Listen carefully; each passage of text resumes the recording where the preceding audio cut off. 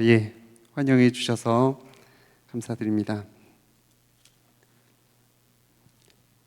먼저 이렇게 더드림교회 멋진 귀한 교회, 멋진 성도님들 앞에서 제가 사랑하는 튀르키예와 또 제가 몸담아 섬기고 있는 제 사역지 수양관에 대해서 나눌 수 있도록 해주신 하나님께, 그리고 목사님과 성도님들께 감사드립니다. 이 시간 제가 살고 있는 저희 튀르키예에 대해서, 또 제가 사역하고 있는 사역지 수양관에 대해서 짧게 나누고, 또 제가 불살라 하고 있는 선교는 과연 무엇인가에 대해서 잠깐 여러분들과 나누는 시간 갖도록 하겠습니다.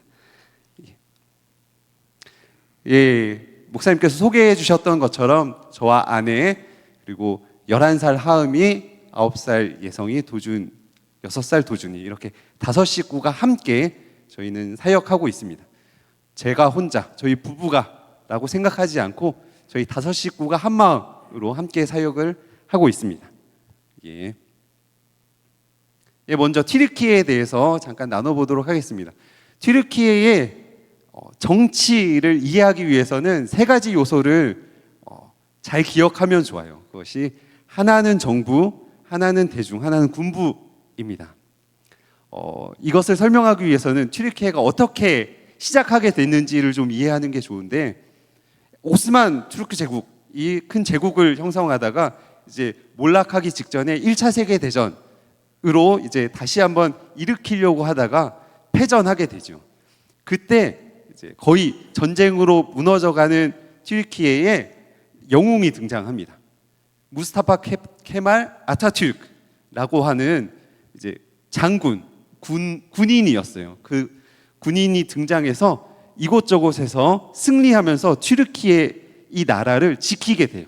그러면서 튀르키예를 세우게 됩니다. 그러면서 본인이 대통령이 되면서 정말로 혁신적인 나라를 세우게 되는데, 그것이 바로 세속주의 정부를 세우게 돼요. 그 당시에는 계속해서 튀르키예, 오스만 투르크 제국은 무슬림 제국이었는데, 새로 세우면서 튀르키예 공화국, 터키 공화국을 세우면서 세속주의 정권을 택하게 됩니다. 노선을 택하게 됩니다. 강력하게 택해요. 그래서 여성들의 정치 참정권을 인정해 주면서 공공장소에서 뒤집어 쓰는 히잡을 금지를 시킵니다. 써도 되고 안 써도 되고가 아니라 못 쓴다, 이렇게 강력하게 세속주의 노선을 따르게 됩니다. 근데 문제는 세속주의가 들어오면서 이제 민주주의가 들어오면서 투표로 이제 정권이 세워지게 되는데, 대중들은 여전히 근본적인 이슬람주의인 거예요.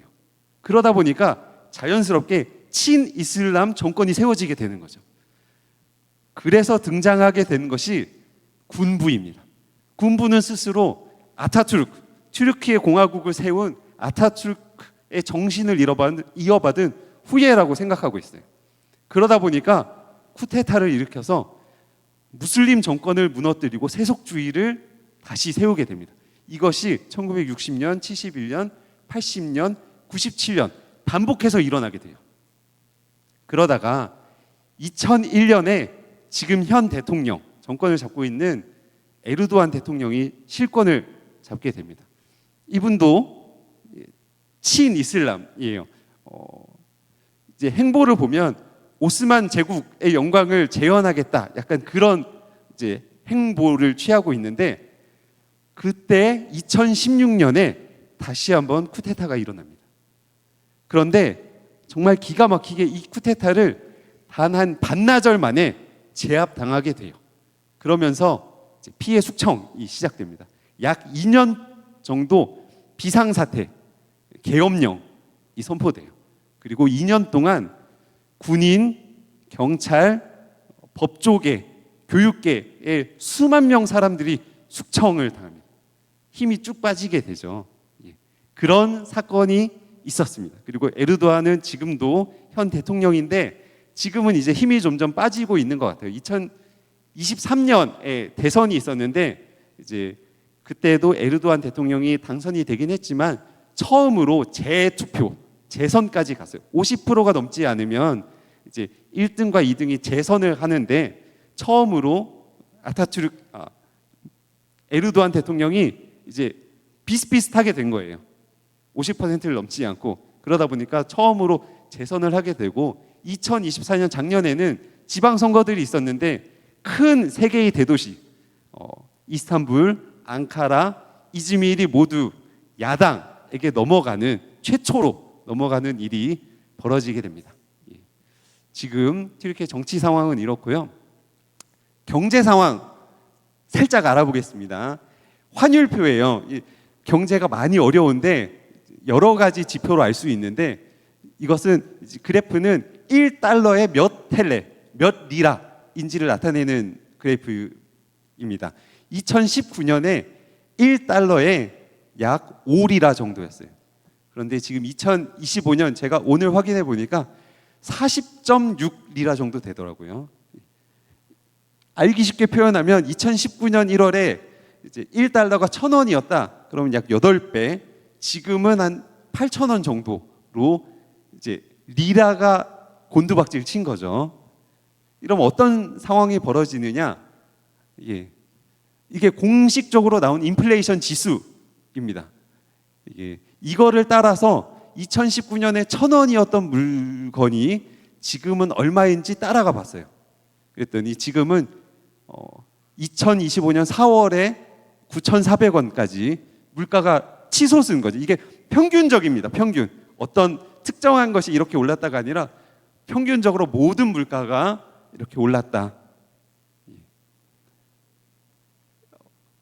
저희에게 닥친 문제는 2021년에 하음이 이제 1학년을 입학시킬 때였어요.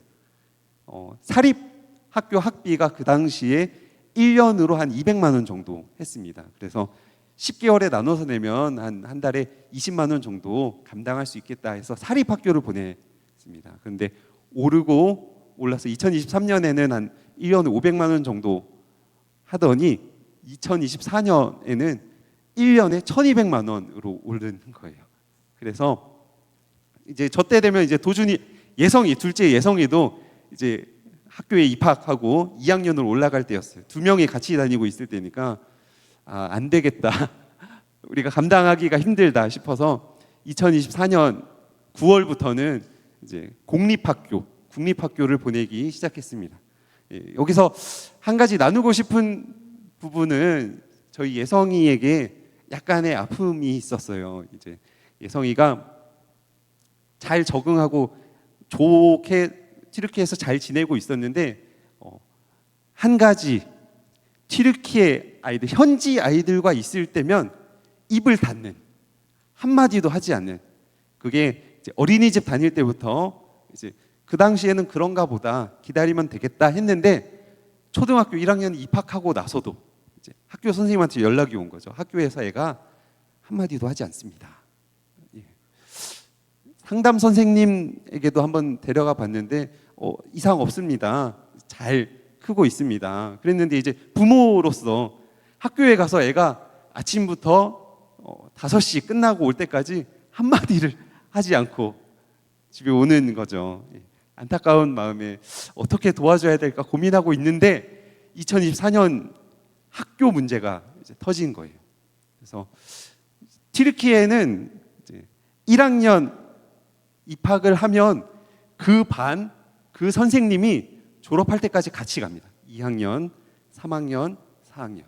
그러니까 학교를 옮긴다는 것은 쉬운 문제가 아닌 거예요.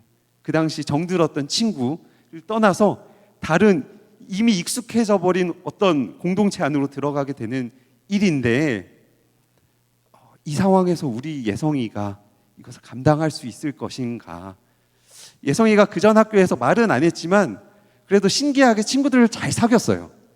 친구들 생일 파티에 초대돼서 가기도 하고 같이 잘 말은 하지 않지만 같이 잘 어울리기도 하고 그래서 감사했습니다. 선생님도 좋고 친구들도 잘 만나서 감사하다.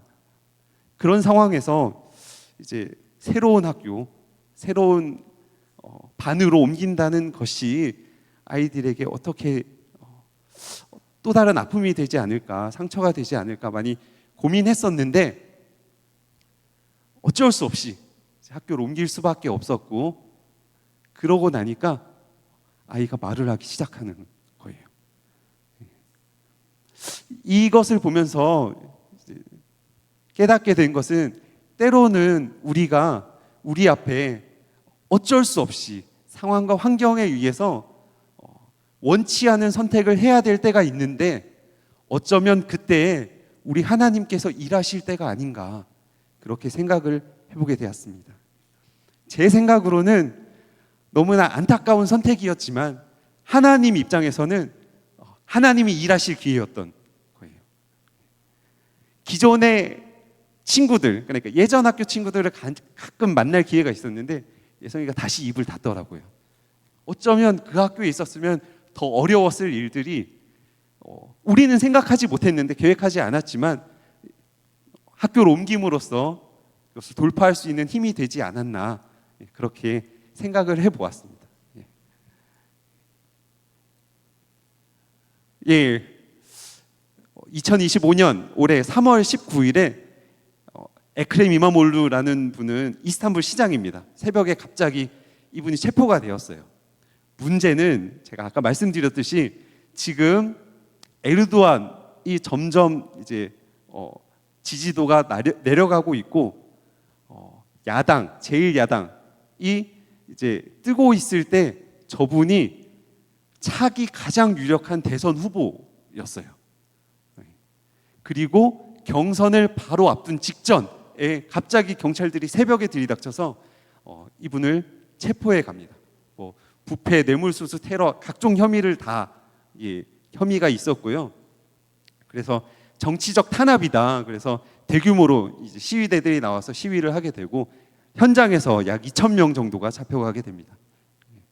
지금도 국제적으로는, 그리고 튀르키예 내부에서도 정치적 탄압이다라는 목소리가 많이 있는데, 이제 그쪽에서는, 정부에서는 아니다, 정당한 사법 집행이다, 이렇게 얘기하고 있습니다. 7월 16일 날 검사 모욕 혐의, 이제 그런 발언을 했나 보더라고요. 검사 모욕 혐의로 1년 8개월 형이 확정이 되었어요.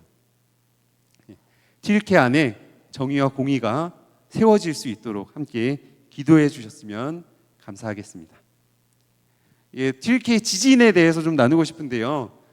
2023년 2월에 큰 지진이 났었어요. 기억하시겠죠?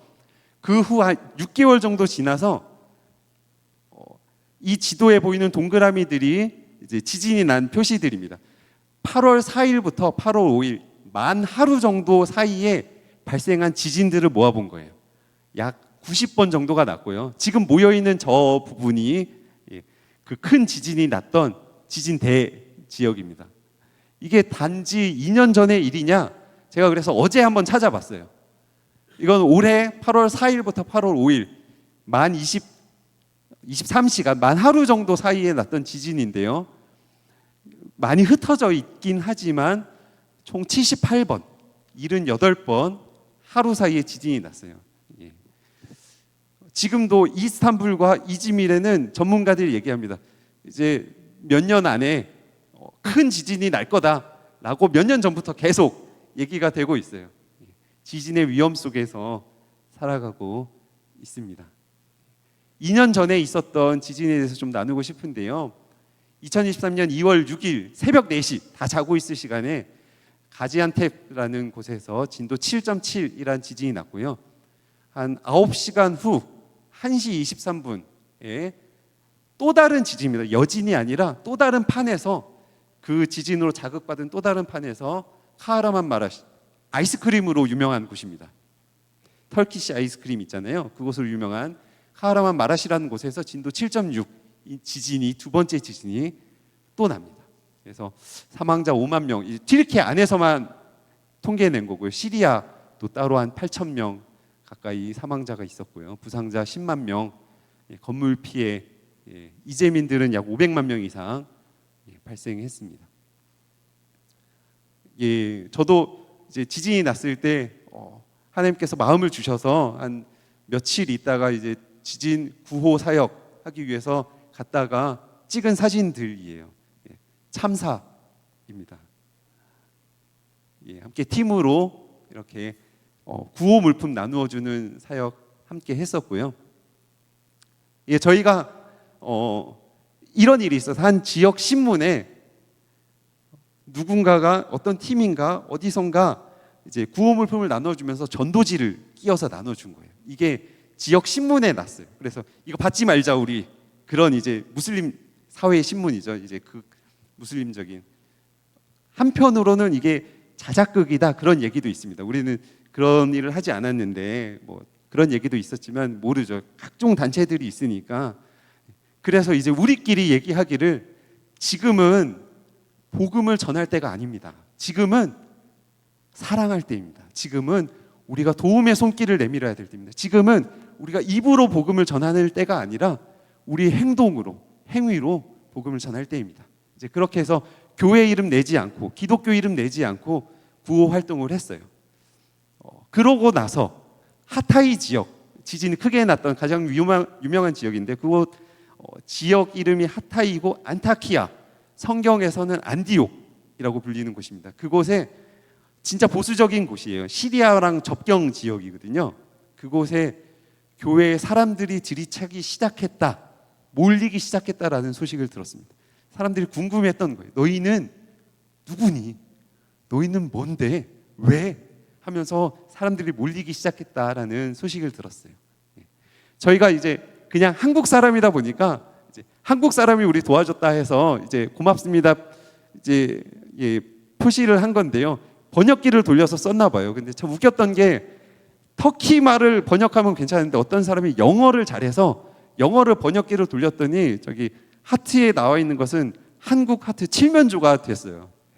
터키를 영어 번역기로 돌렸더니 칠면조가 됐는데 이게 그 친구들은 무슨 말인지 모르니까 이게 우리나라인가 보다 하고 이렇게 적었던 거죠. 저희는 보고 참 많이 웃었던 기억이 납니다. 이렇게 정자로 예쁘게 감사합니다 이렇게 썼던 추억도 있습니다. 한 가지만 더 나누고 싶은데요. 저희 지진 구호 활동을 도와줬던 형제 아저씨가 한 분 계십니다.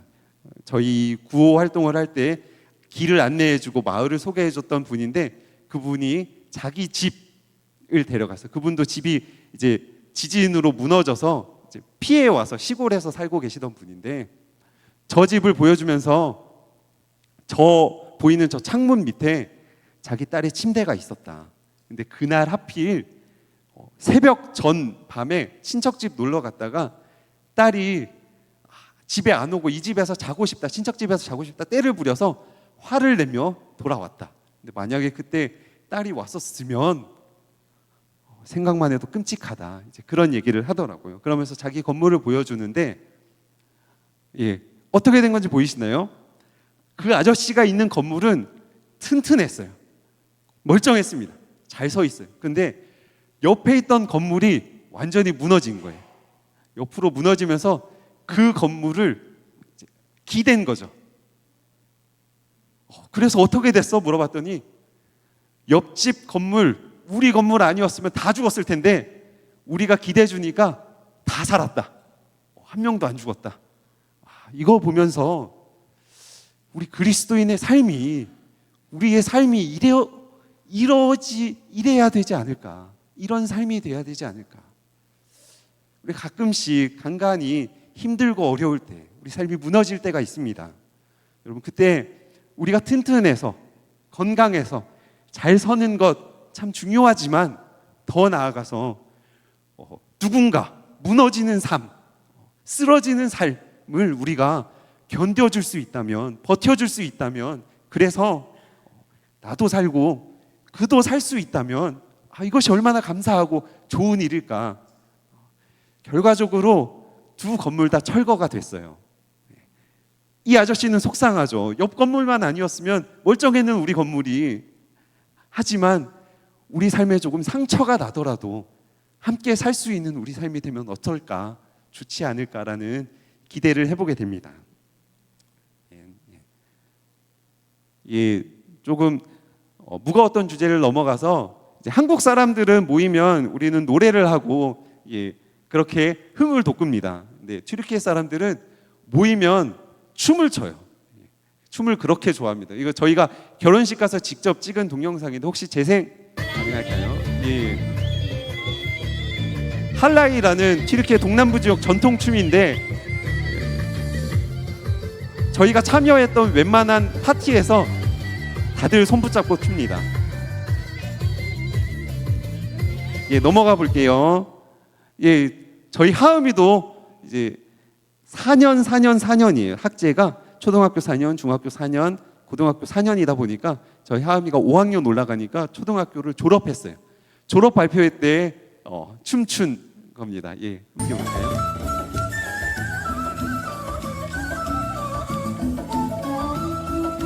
이렇게 학교에서 전통 춤들을 다 배워요.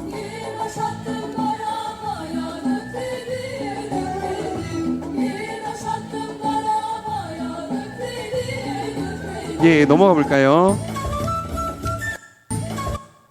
예, 저희 예성이 또 멋지게 춤을 췄습니다. 유치원 졸업식 날이에요. 졸업 발표회.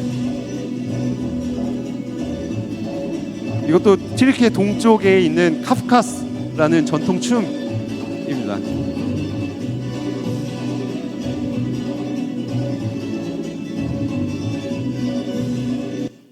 예, 여기까지 볼게요. 예, 지금부터는 제가 섬기고 있는 저희 수양관, 아르발리아 수양관에 대해서 나누고 싶습니다. 어디에 위치하냐 하면 튀르키예가 동서로 길쭉한데 서쪽 에게 바다에 인접한 이즈밀의 밑에 쪽 셀축에 위치하고 있습니다. 예, 조금 더 구체적으로 보면 한쪽에는 셀축이란 마을이 있고요. 에베소 유적지로 유명합니다. 수양관 뒷산에 에베소 유적지가 있어요. 그리고 한쪽으로는 쿠샤다스가 있고 쿠샤다스라는 도시와 셀축 사이에 위치하고 있습니다. 예, 이렇게 쿠샤다스와 셀축 사이에 가다 보면 골목길이 보여요. 이 골목길을 쭉 보면 계속 따라가다 보면 이렇게 대문이 나옵니다. 저희 수양관 대문입니다. 예, 안에 정경이고요. 한 5,000평 정도 되는 규모의 지금 보이시는 저 공간이 이제 메인 건물입니다. 저곳에 숙소도 있고 강당도 있고 이런 곳입니다. 수양관은 무엇을 하는 데인지 알기 위해서는 왜 생겼는지를 보면 제일 좋을 것 같은데요. 수양관은 1991년 저희 선임 선생님께서 그 당시 계실 때 이제 한 바닷가에서 그 당시 그리스도인 크리스찬 해봤자 한 100명, 200명 남짓이 전체 다 합쳐서 그래서 전체 캠프가 있었어요. 한 사유지 바닷가에서. 그래서 그 당시 캠프는 한 일주일 정도 천막을 쳐놓고 프로그램이 계속 진행이 됩니다. 그러면 시간이 되는 분은 와서 참여하고 시간이 안 되면 다시 가고 이제 이렇게 좀 자유스러운 캠프였는데 이 캠프가 끝난 뒤 그 지역 주관지에 그 땅의 소유자였던 사람이 이제 손가락질하는 그 캠프 장소를 손가락질하는 사진이 주간지 일면에 올라옵니다. 그러면서 이제 약간 안 좋은 말, 이 나쁜 크리스찬들이 내 땅에서 모였다. 내가 알고 있었으면 이 땅을 절대 빌려주지 않았을 텐데 라는 내용의 기사가 일면에 실립니다. 그리고 이 기사를 본 저희 선임 선생님께서 의분을 느끼신 거죠. 이 땅에 크리스찬들이 모일 곳이 없구나. 함께 예배드릴 곳이 없구나. 함께 자유롭게 찬양할 곳이 없구나. 그래서 그 비전을 품으시고 수양관이 시작하게 됩니다. 1992년에 복숭아 밭이었던 땅을 이제 구입해서 수양관이 시작됩니다. 이렇게 건물이 지어지고요. 96년에 처음으로 예배가 드려집니다. 여는 예배가 드려지게 됩니다. 이게 지금 모습이에요. 수양관 계속 발전하고 발전해서 지금은 이런 모습으로 되어 있습니다. 지금 수양관은 여러 가지 모양으로 사용되고 있어요. 매년 어린이 연합 캠프가 이제 아이들 근처 크리스찬 아이들 한 70명 그리고 선생님 40-50명 해서 한 120명 정도가 함께 모여서 6박 7일 동안 매년 어린이 연합 캠프가 있습니다. 각종 지역 공동체, 교회들, 교회 연합 모임들, 단체 모임들 이 수양관에서 계속 있습니다. 부활절, 매년 부활절이면 새벽에 저희가 이제 근처 교회들, 공동체들 초청해서 연합 예배도 함께 드리고 있습니다. 2023년 저희 함께 공유하는 스케줄 표예요. 파란색 띠로 되어 있는 부분이 예약되어 있는 부분입니다. 거의 아마 중간중간에 비어있는 곳은 약간 취소한 분들이 좀 있어요. 그런 분들 말고는 대부분 3월부터 11월까지인데 대부분 차 있습니다. 계속 사용되고 있어요. 2024년 6월까지 보수공사가 있었는데 그 한 5개월 정도 저희가 통계를 내봤어요. 몇 팀이나 왔나. 27개 팀들이 와서 사용했고요. 한 1,700명 정도가 수양관을 방문했더라고요. 이렇게 감사하게도 잘 활용되고 있습니다. 제가 처음 수양관 갔을 때는 선임 한 분밖에 없었는데 모였어요. 또 하나님께서 모아주셔서 지금은 선임 선생님이 올해 은퇴시입니다. 올해 은퇴시인데 이제 선임 선생님을 제외하고도 네 가정이 함께 사역을 하게 됐어요.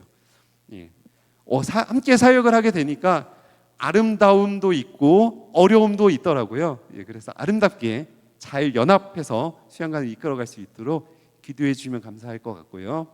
현지 스태프들도 있습니다. 페랏과 나틱, 밖에 시설들 웬만한 것들 다 수고해 주는 현지 스텝이 있고요. 젤리 아줌마는 또 저희가 기도 부탁을 드려야 됩니다. 아주머니와 수양관의 인연은 길어요. 아줌마의 시아버지에게서 아까 보셨던 복숭아밭 그 땅을 수양관 터를 사게 돼요. 아줌마의 시아버지에게서 사면서 이제 사역이 시작할 때 주방 스텝이 필요하니까 아줌마의 시어머니가 와서 도와주시기 시작합니다. 대를 이어서 며느리가 지금 한 거의 10년째 주방 스텝으로 섬겨주시고 계신데 되게 완고한 무슬림이십니다. 여전히 저희가 계속해서 복음도 전해보고 예배도 초청하고 이랬는데 되게 완고했는데 올해 3월 정도에 종양이 발견됐어요. 자궁암이 발견되고 난 뒤 마음이 많이 말랑말랑해지셨어요. 그래서 기도 부탁도 하시고 저희한테 저희가 기도해 드리기도 하고 이것은 이제 함께 드리는 예배에 저희가 초청을 했어요. 그 예배 때 많이 우시고 그래서 함께 기도하는 시간도 가졌고요. 5월쯤에 수술 있어서 잘 끝났고요. 지금 쉬시면서 잘 치료 중에 있습니다. 아줌마가 젤리 아주머니가 하나님을 영접할 수 있도록 예수 그리스도의 사랑을 깨달을 수 있도록 함께 기도해 주시면 감사하겠습니다. 저희 안에 새로운 사역들, 그러니까 계속해서 손님 오는 사역 말고 수양관 자체적으로 사역이 있었으면 좋겠다라고 소망하고 있을 때 새로운 걸음들이 좀 있었습니다. 올해 2월에는 이제 파송교회 제자교회에서 와서 현지의 선교사님 가정들을 섬겨주셨어요. 그래서 가정들 MK와 그 가정을 함께 연합해서 이제 수련회 캠프가 있었고요. 한 10가정 정도 모여서 우리 가정을 불러주신 하나님 그 부르심에 대해서 다시 한번 생각하고 깨닫는 귀한 시간이었고요. 저희가 있는 튀르키예가 사도 바울이 발걸음이 많이 남아 있는 곳입니다. 그래서 작년 이제 한 10월쯤에 이제 사도 바울을 연구하는 캐나다의 레스 박사님 이런 분을 모셔서 1차 전도 여행지를 한번 따라가 보는 여행도 있었어요. 이거 하면서 이게 우리 수양관도 이런 프로그램들이 있으면 좋겠다. 우리가 이렇게 귀한 곳에 자리 잡고 있는데 그런 소망함을 품기도 했습니다. 수양관에서 그러면 저희 가정, 저희는 무슨 일을 하는지 저희의 사역에 대해서 좀 나눠보면 이것저것 다 합니다.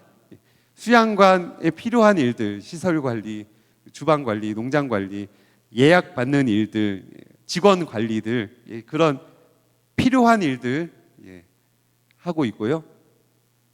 2021년 저희가 처음 2017년 들어가서 수양관 안에서 살았어요. 수양관 안에 살다가 이제 여러 가지 이유로 2021년에 근처 마을 쿠샤다스로 이사를 가면서 우리가 현지 공동체를 경험하면 좋을 것 같다. 그 전까지는 수양관 안에서 매주 모였었는데 이제 그런 소망함을 품고 있다가 쿠샤다스로 이사를 가면서 쿠샤다스에 있는 현지 교회에 들어가게 되었습니다.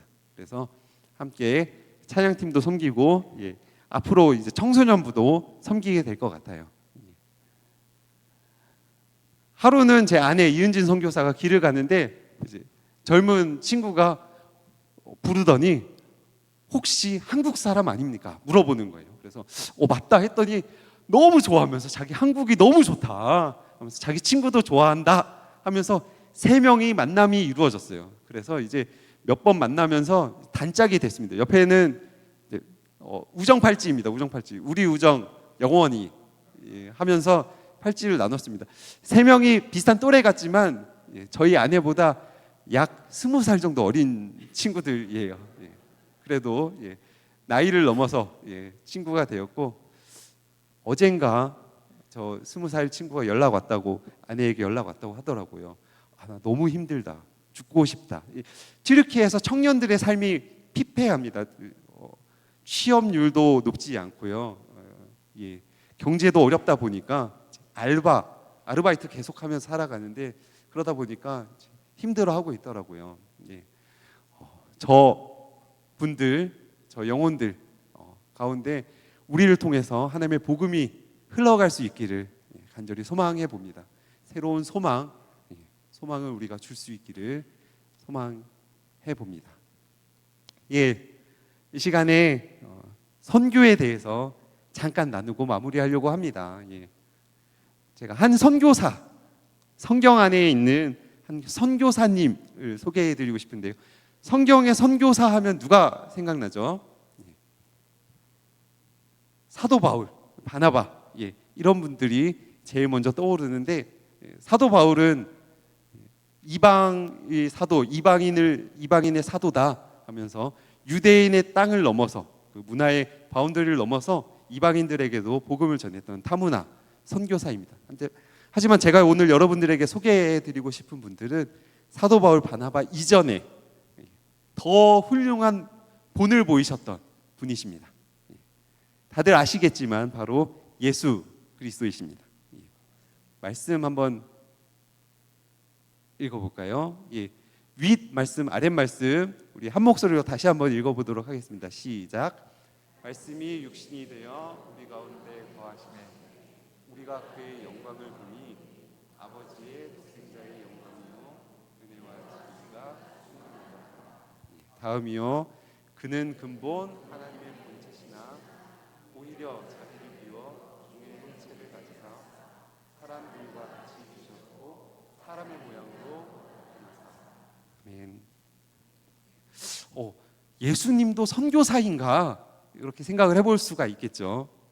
하지만 예수님의 그 성육신 사건을 우리가 구원의 관점에서 바라본다면 흠없으신 하나님의 어린 양이신 예수 그리스도께서 이 땅에 오셔서 우리를 위해서 사시다가 십자가에 못 박혀 죽으시고 그리고 부활하셔서 요한계시록의 표현을 따르자면 그 피로 우리를 사서 하나님께 드린 그런 구원을 완성하시고 이루신 사건이지만, 그 성육신 사건을 선교라는 측면에서 우리가 바라본다면 이것은 하늘 보자, 하늘 영광을 버리고 우리와 같아지셔서 우리 가운데 내려오셔서 우리 가운데 거하시사 우리의 언어, 우리의 표현으로 복음, 태초부터 계시되어 왔지만, 선포되어 왔지만 비밀처럼 감추어 왔던 그 복음의 비밀을 우리 가운데, 우리 귀에 속삭이신 사건이신 것입니다. 실제로 예수님을 넘어가서 사도 바울과 바나바를 위시한 많은 믿음의 선조들이 이런 식으로 복음을 들고 문화의 경계선을 뛰어넘어서 그 시대에 그 문화의 옷을 입고 복음을 전하면서 지금 이 시대, 지금 우리에게까지 복음이 흘러왔던 것입니다. 이 예수님의 성육신을 선교적 관점에서 바라보면 우리가 선교를 뛰어넘어서 복음이 흘러가는 원리, 이치에 대해서 한번 생각해 볼 수 있습니다. 그것이 바로 존중과 배려, 섬김과 헌신인 것입니다. 복음을 내가 있는 곳에서 나의 언어, 나의 표현, 나의 말로 선포하는 것을 넘어서 네가 있는, 그들이 있는 곳에 가서 그들의 언어로, 그들의 표현으로, 그들의 귀에, 그들의 눈높이에서 이야기하는 것, 이런 존중과 배려로 복음이 여기까지 흘러왔던 것입니다. 여러분, 예수님께서 2000년 전 로마의 식민지였던 유대 땅에 유대인으로 태어나서 율법을 지키면서 그 문화 안에서 사셨던 것은 그 율법과 그 문화가 훌륭했기 때문이 아니라 그 안에 들어가야지만 그들에게 그 복음을 흘려보낼 수 있었기 때문입니다. 이것을 잘 볼 수 있는 것이 사랑하는 사람에게 사랑을 표현할 때인 것 같아요. 우리가 사랑하는 사람에게 선물을 준비할 때 어떤 것을 고민하게 되죠? 이거를 선물하면 내가 얼마나 행복할까 보다는 이 선물을 받으면 그 사람이, 그분이 얼마나 기뻐할까, 과연 어떤 것을 더 기뻐할까, 이렇게 고민하게 되는 거죠. 이처럼 이렇게 존중과 배려 속에서 복음은 여기까지 흘러왔던 것입니다. 조금 더 나아가서 보면 예수님이 그러면 그 당시에 유대 문화 속에서 유대인들과 동일하게 사셨나? 또 그것도 아니에요. 예수님 참 독특하게 사셨습니다. 그 안에서 유대인들을 따라 사셨지만 결코 그들과 동일하게 사시진 않았어요. 안식일날 병을 고치셨고요, 성전을 들어가서 엎으셨고요, 선생님에도 불구하고 발을 씻기셨고, 원수를 사랑하라 하시면서 용서하되 7번씩 70번이라도 용서하라.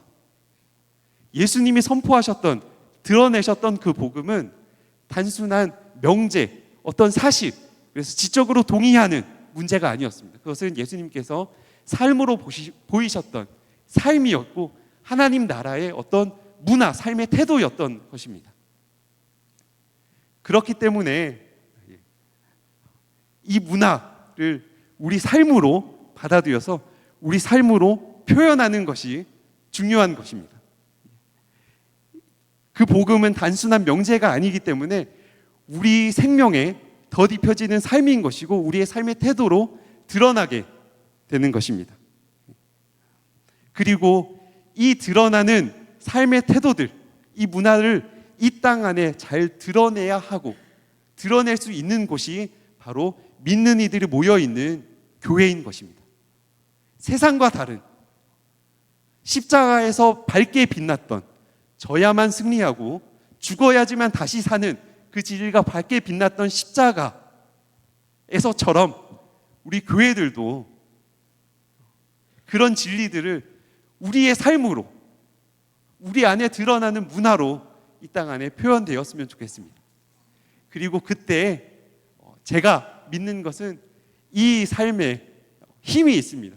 그 보이지 않는 이 복음의 힘, 이 삶의 힘으로 인해서 복음은 지금 우리에까지 흘려왔고 또 우리의 그런 삶을 통해서, 그런 교회들의 모습을 통해서 내 것을 내 것으로 여기지 않고 남을 나보다 더 낮게 여기는 그런 십자가의 정신을 드러냄을 통해서 복음이 이 땅 가운데 흘러가게 될 것을 기대해 봅니다.